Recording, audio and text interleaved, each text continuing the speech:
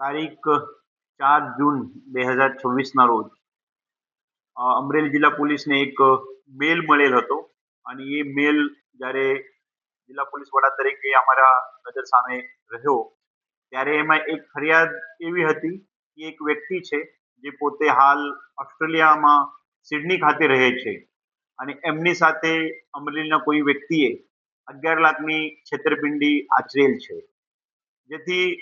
આપ સૌ જાણો છો હાલ સ્માર્ટ પોલીસનું જમાનો છે અને સ્માર્ટમાં જે પહેલો એસ છે એ સેન્સિટિવ સંવેદનશીલતા માટેનું છે,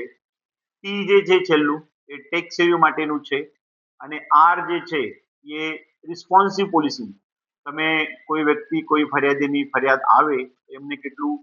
બહાર મૂકીને એના ઉપર કામ કરો છો તે બાબતની રહે છે. રાજ્ય સરકારની પણ એ બાબતે વખતે વખત સંવેદનશીલતાથી અને એક જવાબદારીપૂર્વક પોલીસિંગ કરવાની સૂચના છે અને તેના ભાગરૂપે જિલ્લા પોલીસે આ જે મેલ મળેલ હતો એ મેલ કરનાર અરજદારને સામેથી સંપર્ક કરી અને છેલ્લા 1 મહિનાથી એમના સતત સંપર્કમાં રહીને એમની સાથે કેવી રીતે એ સાયબર ફ્રોડ થયેલું છે, એમને કેવી રીતે એ લોભામણી જાહેરાત જે છેતરનાર વ્યક્તિએ છે એમને આપેલી હતી, એમને કેવી રીતે એમને 11 લાખ રૂપિયા મોકલેલા હતા અને 11 લાખ રૂપિયા શા માટે મોકલેલા હતા, આ કામના જે આરોપી છે એને 11 લાખ રૂપિયા કેવી રીતે મેળવેલા હતા તે બાબતે તપાસ હાથ ધરવામાં આવેલ હતી અને તપાસના અંતે જિલ્લા પોલીસના એક સાયબર ટીમ છે એ સાયબર ટીમના પીઆઈ તરફથી એવું સામે લાવવામાં આવ્યું કે આ કેસના કામે જે ભોગ બનનાર હાલ સિડની ખાતે ઓસ્ટ્રેલિયામાં રહે છે એમનું સાથે ખરેખર 11 લાખનું છેતરપિંડી થયેલી છે અને એ કેસના જે આરોપી છે એ અમરેલી જિલ્લાનું વતની છે, જેથી તે બાબતે કડક હાથે કાયદાકીય કામ કરતા જે સામે અરજદાર છે એમને આરોપી તરફથી એવું વાત કરવામાં આવી કે આ કેસના જે એને છેતરાયેલ પૈસા છે એ પૈસા અમે પરત આપીશું, જેથી જિલ્લા પોલીસના એક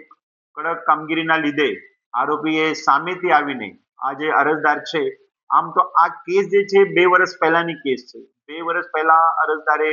આરોપીને 11 લાખ રૂપિયા ડાયમંડની ખરીદી કરવા માટે આપેલા હતા, પરંતુ 2 વર્ષથી આજ દિન સુધી આ આરોપી તરફથી અરજદારને કોઈ પણ પ્રકારના ડાયમંડ આપેલ નહોતા અને આશરે 1 મહિના પહેલા અરજદાર તરફથી જિલ્લા પોલીસને તે બાબતે જાણ કરવામાં આવેલ હતી. જિલ્લા પોલીસના સંવેદનશીલતા સાથે સાથે જવાબદારીપૂર્વક અને ટેક સેવી પોલીસિંગના માધ્યમથી જે ગરીબ ભોગ બનનાર છે એમને કોઈ પણ પોલીસ સ્ટેશનના અથવા જિલ્લા પોલીસના ધક્કા ખાધા વગર 11 લાખ રૂપિયા બહુ ટૂંક સમયમાં આશરે 40-44 દિવસમાં જિલ્લા પોલીસથી પરત કરવામાં સફળતા મેળવેલ છે. એટલે જિલ્લા પોલીસની જે સાયબરની ટીમ છે એ ટીમને પણ અમે અભિનંદન પાઠવીએ છીએ અને સાથે સાથે તમામ આ જે પ્રકારના બનાવ બને છે તે બાબતે જિલ્લાના તમામ નાગરિકો પાસે એક અપીલ પણ કરું છું કે જ્યારે પણ આ પ્રકારની કોઈ પણ સાયબર છેતરપિંડી, સાયબર ફ્રોડ,